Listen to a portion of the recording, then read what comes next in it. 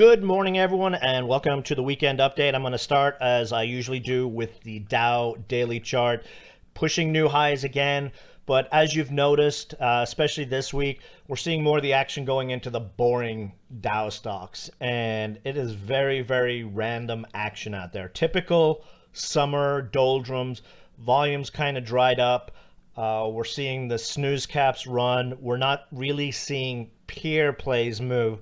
But there are pockets of strength. You don't know. You can sit there and make your week on the right trade setup. It's just a matter of being patient, sitting in high cash. I'm currently, as I've said, my goal throughout this period right now is to be 80 to 90% cash.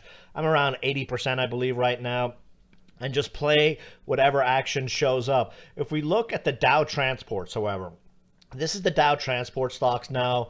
A lot of it has to do with airlines being in here with the Delta variant out there. But even so, the disconnect here between the transports and the Dow could indicate some potential risk out there. Even with the Qs, I left this chart almost the same as when we last looked at this chart. And, you know, we're quite far away from this uptrend line. And I'd mentioned before, the Q were overdue for one of those quick pullbacks that we've seen, and seeing that kind of stuff happen in August is not out of the realm of possibility. Now, we possibly have the infrastructure deal being signed today, tomorrow. What could happen from that? We could see a sell the news event, or we could see the Dow bust out to new highs. It's just one of those who knows what's going to happen type markets. Now, the jobs report on this week was a monster, almost 1 million jobs. If we see another report like that in August, you know, the August numbers, you could start seeing the market really talking and pricing in a taper tantrum, especially with the strength of that, even with COVID blowing up again all over the place. So that's one thing to keep an eye on. I mean, we started this past week off with interest rates selling off and everyone going, what's going on? And we ended the week with interest rates popping big. So even the experts really don't know what's going on out there. And I like to sit high cash and play whatever action is out there when we see that kind of uncertainty out there. Regarding the Qs, one stock to really keep an eye on near term would be Tesla. This is the Tesla weekly chart. And Tesla has a huge event upcoming. August 19th, I believe, is their AI day. They may talk about the self-driving, their new chip, new technology, et cetera, et cetera. The reason I'm bringing it up here is the chart is setting up like it did late last year before it went on that monster year-end run. Now, we're setting up the same here again. And the reason I bring this up, if Tesla is able to go on a monster run here near term, that could be a nice setup for speculative money moving back into a lot of stocks. So that's what I'm keeping an eye on here. Positive MACD cross about to trigger on Tesla. So this is a potential indication of speculation coming, but not one that I'm ready to jump in and get going yet. IWC, this is the micro shares, micro caps, small cap kind of indice. Really nowhere. It's that kind of market. Stuff is moving, but it's random. And not only is it random, stocks that have peer news that should be moving are finding it hard to move. So it can be frustrating trading a tape like this, but I like to have the swing mentality. High cash swing mentality takes a lot of the stress off, especially in tapes like this. Crypto has blown up over the last couple of days. Doge, look at the Doge here, 33% move from Friday. Not too shabby. That could mean we see money come out of the speculative stocks, or it could mean people or traders flush with these quick gains on the bounces in crypto could look to, you know, throw some speculative money in the market. We don't know. We just know that we're going to keep an eye on this kind of stuff. Now, if the crypto rally continues, Litecoin is another one I would possibly keep an eye on here for a 160 break. Could see a move up to the 190s, especially if you see Bitcoin move towards 50K and Doge make a move up there into the 30-40 cent level. These next few stocks, I'm going to do a little bit different. These are stocks. I'm going to try and keep the video a little shorter this week that I'd be very, very mad if I was not in. So these are my favorite setups going into this week. And of course, we're going to start off with SBET here. which has one of those charts that makes me go OMG. Now, these guys had big news this week with NASCAR, and the stock wasn't able to break 7. As you can see here, the volume has not shown up because most traders are trading scanners right now, and the scanners didn't go beep, beep, chase this stock up 50%. As you've seen on swing plays, that is a good thing because when these stocks actually are allowed to go, all these guys who brainlessly chase these scanners chase these stocks. Now, this stock is set up so nice. NFL is here. Sports betting is big business. This chart, RSI right under 50. We got a nice uptrend in place. It'll probably take a close over 7 is what I'm thinking. Maybe 7.25. Probably see chasers come in this $8 to $9 level. But I mean, look at this spike high a month ago, pre-merger, 17 plus. Positive MACD cross about to trigger. Stochastics in the basement. Nice setup going into this week. UAMY. So much good stuff coming for this stock, but still trapped under this breakout. This is the weekly chart. 110 close. Positive MACD cross coming. If we flip over to the daily chart, you can see here in this longer time frame, it's just setting up very nicely for a move higher. All systems look like it's ready to go. It's just a matter of them letting it go. Probably a big Tesla move would supercharge this stock. INUV. Now, you recall the last time I talked about this one, I indicated this trend we saw when we had a positive MACD cross.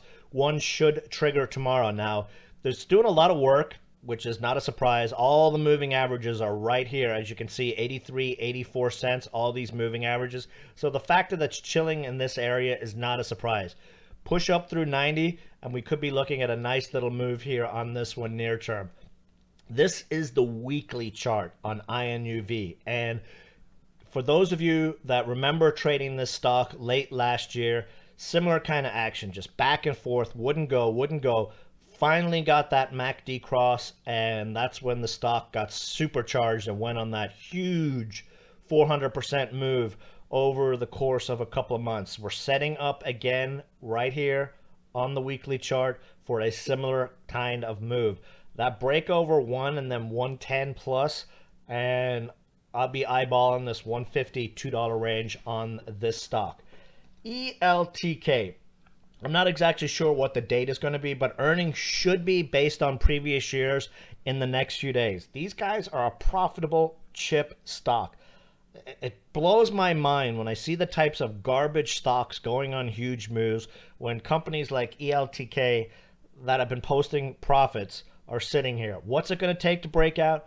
Either a very good press release or earnings report, or people moving in and algos moving in ahead of that report. Probably 740, 750. And, you know, given the float and the way this chart is set up, this could be a very nice one near term. Look what MOSY did over the last few days. Got coiled, setting up for that breakout, and then went boom this week. Now, these guys have a shelf offering sitting out there. I believe it's $100 million.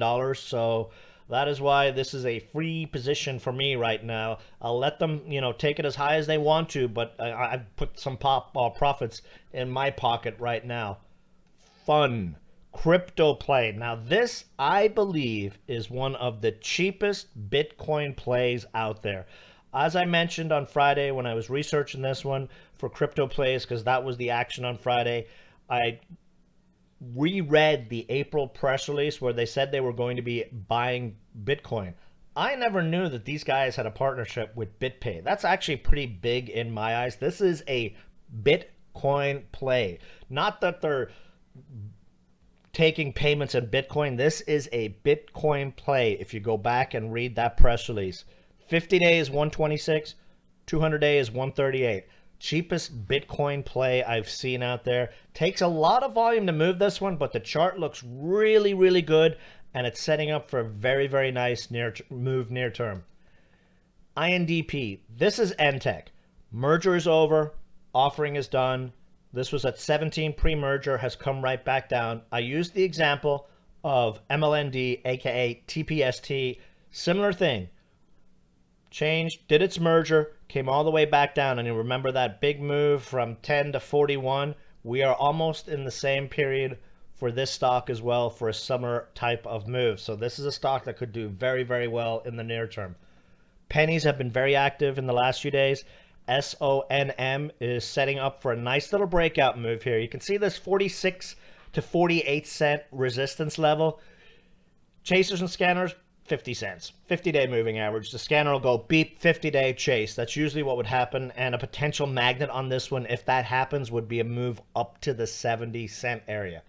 SNMP, we finally got that deal, the EV bus deal news, and stock popped up to 180s, 90s, and then you had the chasers come in and they got whooped on Thursday.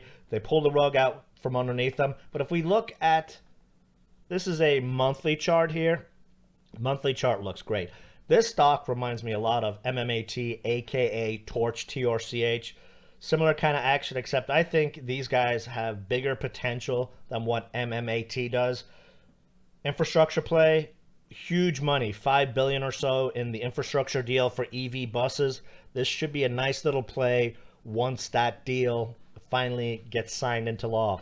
Last but not least, BVXV.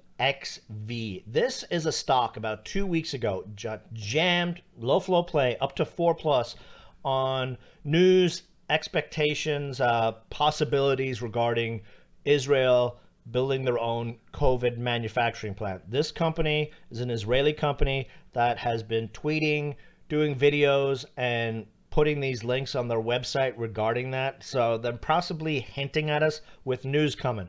Aside from that fact, this stock ran up on 28 million in volume, then had another 14 million volume day, and has come all the way back down on vapor. Likely a lot of shorts have moved into this stock. Just on a chart stance, this should see a nice little bounce, and if they actually come out with some press release, I could see them chasing them nicely higher here near term. So that's it for the video, guys. Remember, this is a summer market.